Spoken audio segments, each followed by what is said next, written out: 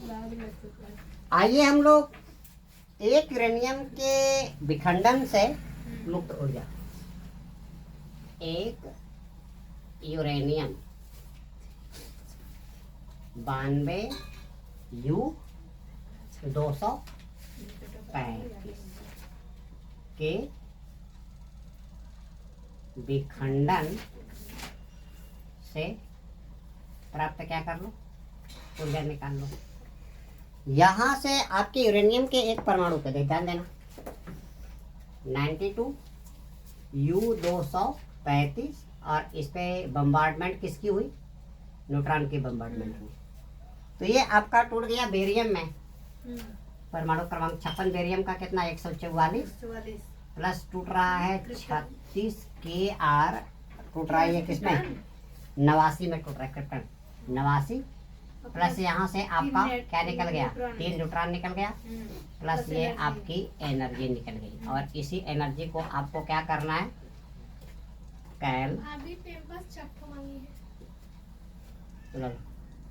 Calculate करना है, ठीक है।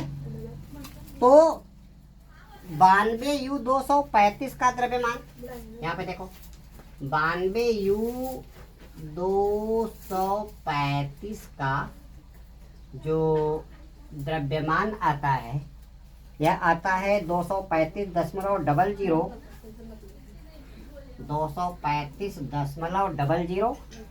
573 MU 573 MU। इसके बाद न्यूट्रॉन का द्रव्यमान, न्यूट्रॉन का आपका द्रव्यमान कितना दे रहा है 1.00893 1.00893 MU। इसके बाद आपका 56 बेरियम 144 का द्रव्यमान, 56 बेरियम 144 का द्रव्यमान AMU में आपका आ रहा है 143.8713 143 कितना दे रहा है 8713 AMU। और 36 क्रिप्टन 89 का द्रव्यमान आपका आ रहा है 88 दशमलव कितना दे रहा है 9023 AMU। तो क्या कहा, द्रव्य की अविनाशता के नियम के अनुसार रासायनिक अभिक्रियाओं में या न्यूक्लियर रिएक्शंस में द्रव्यमान क्या होता है, संरक्षित रहता है, न तो द्रव्यमान को उत्पन्न किया जाता है न द्रव्यमान को नष्ट किया जा सकता है। तो आप क्या करो, अभिक्रिया होने के पहले कुल द्रव्यमान यहां से निकाल लो, अभिक्रिया होने के पहले कुल द्रव्यमान आपका कितना हो गया, यूरेनियम प्लस न्यूट्रॉन का द्रव्यमान कितना हो जाएगा, यह हो गया 235.00573 AMU और प्लस 1 दशमलव कितना 00893 AMU। तो हो गया 3 3 6 9 7 16 8 5 13 14 1 0 और ये हो गया 6, ये हो गया 236.0 अब क्या करो, अभिक्रिया के बाद का कुल द्रव्यमान, तो अभिक्रिया होने के बाद का द्रव्यमान कितना, इसका बेरियम का कितना दे रहा है 143.8713 और इसका कितना दे रहा है क्रिप्टन का 88 दशमलव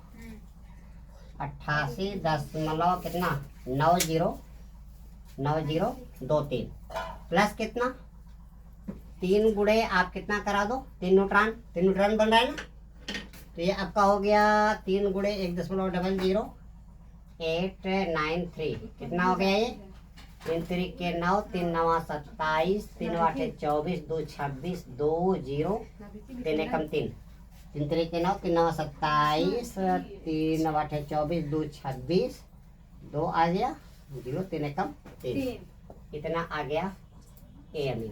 तो इसको भी आप क्या कर दो, यहाँ पे दो जोड़ दो, 3 दशमलव कितना हो गया 02667 क्या हो गया 9 3 3 6 7 6 13 2 2 4 6 4 10 ये हो गया 8 2 10 ये हो गया 9 9 18 ये हो गया 4 8 4 12 12 3 15 8 4 12 1 13 कितना आ गया 235.80039।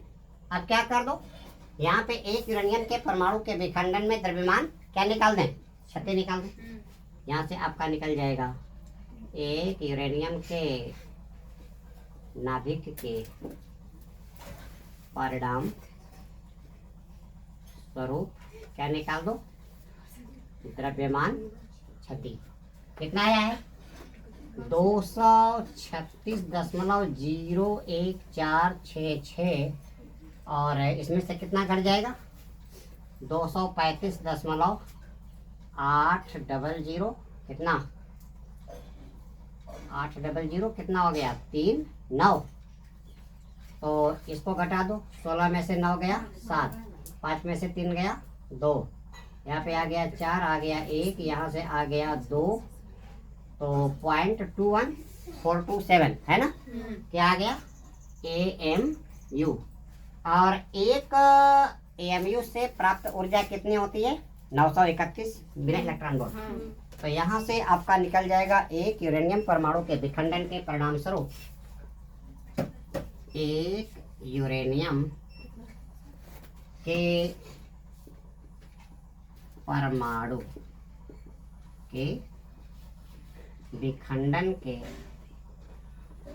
परिणाम स्वरूप क्या निकाल दें, प्राप्त ऊर्जा निकाल दें। कितना हो गया 0.21427 इंटू कितना 931 मिलियन इलेक्ट्रॉन वोल्ट।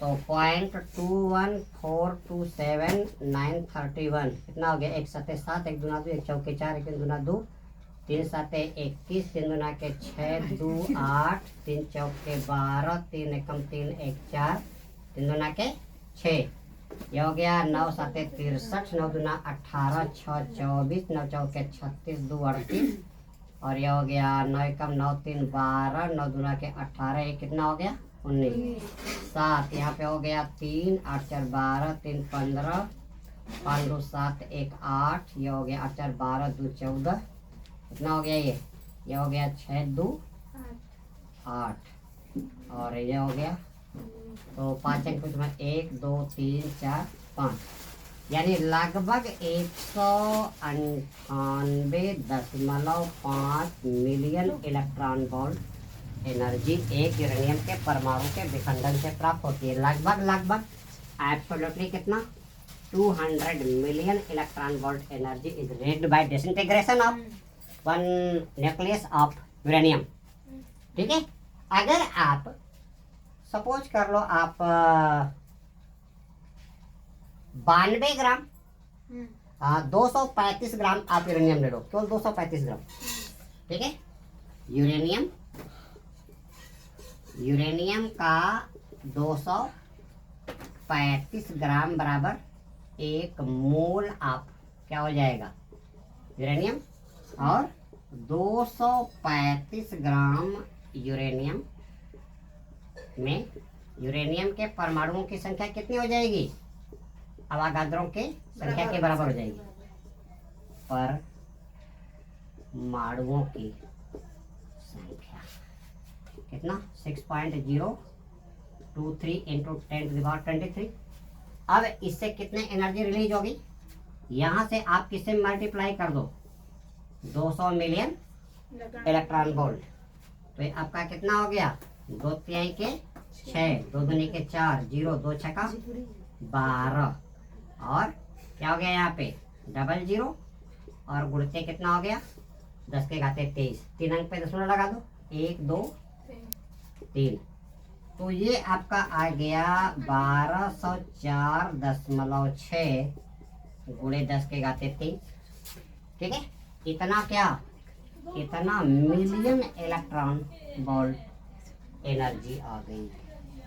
ठीक है, आपने कितने से निकाला, 235 ग्राम से। और परमाणु बम गिराया कितना गया था, 235 ग्राम पर कितना ऐसा होगा ही। ठीक है, भारी होता है।